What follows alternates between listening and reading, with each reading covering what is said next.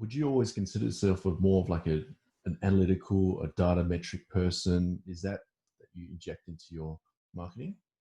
Yeah, I'm very, and I study communication frameworks and personality types. I mean, Mm. my primary way that I view the world is through thoughts and logic. So Yeah, things need yeah, to make sense to me. And I'm not a math genius by any means. Like yeah, yeah, I use a calculator for everything, and I did horrible in math, but I do love data. But yeah. I like to streamline data in the way that I understand it. Is people oftentimes times think of analytics or data as something that's super complex and hard Mm. to understand, but it doesn't have to be because my mind doesn't work that way. Yeah. But the reason I like it is the reality of the world that we live in today is opinions really don't mean anything because you can go Mm. validate a decision one way or the other. And Yeah. I can't stand, especially dealing with clients, the bigger clients, brands and corporations, where they'll argue about, well, which direction should we take, which direction is right, whose creative vision is right. And it's like, go off and just test it. The data will Mm. tell you quickly, and we have amazing tools at our fingertips today. Mm, mm, mm. Yeah, that's amazing. I think I heard one of your interviews that what you do is you have different variations of content when you're testing.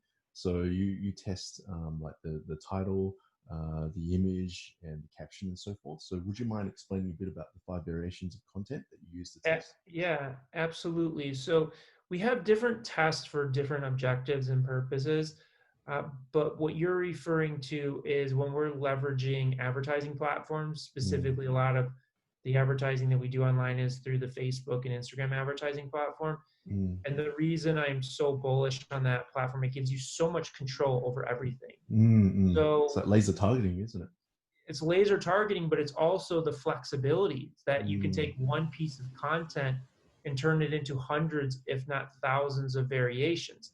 And that mm, doesn't mean that, hey, you take a video and you cut it 1,000 different ways. mm, That's where the five key elements of a variation come into play. So, mm, for example, when I generated 1 million followers in 30 days, I tested 5,000 variations of content in those 30 days. Now, again, that sounds like crazy amount of content, but it's yeah. not testing 5,000 individual pieces of content. It's Mm, 5,000 variations.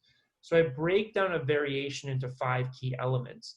The first element you have is the creative itself, mm, whether it's the video, the image, the article, and we will create different variations of it if we can, if we have the ability to do it. Sometimes we work with clients where we don't have that flexibility, but if we have a video, sometimes we'll test 3 or 4 different versions of that video with like a 3-second intro or different meme cards or things like that.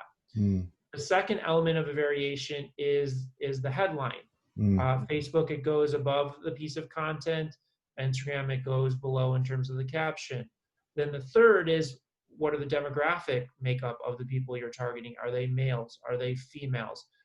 What age bracket are there?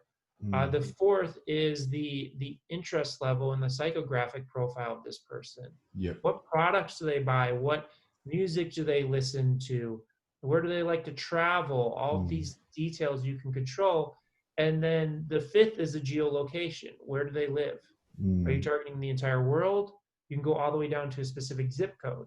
So with each of these five elements of variation, you'll take this video and just swap out the headline or swap out the demographics or the interest level or where they live. mm, And by swapping out all these variables, what it does is it does two things. One, it gives you more chances to learn, which is the mm. most True. important thing, Mm, of how your content performs with specific audiences, with specific tweaks under specific scenarios. yep. And it gives you more chances to win Mm, as mm, well.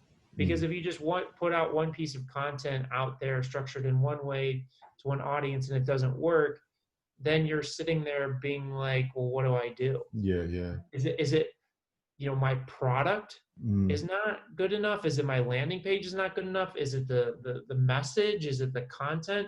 And that's mm. why we like to test extensively because, and sometimes, listen, we'll take a piece of content, we'll test it 500 or 1,000 different ways, and it just won't work. Yeah, okay. But through that, we will know definitively why it's not working Yep. and how to have a hypothesis of how to fix it Mm, versus doing it once. It doesn't really teach you that much. Yep. And just that rapid iteration allows you to learn very quickly Mm. what works and what doesn't work.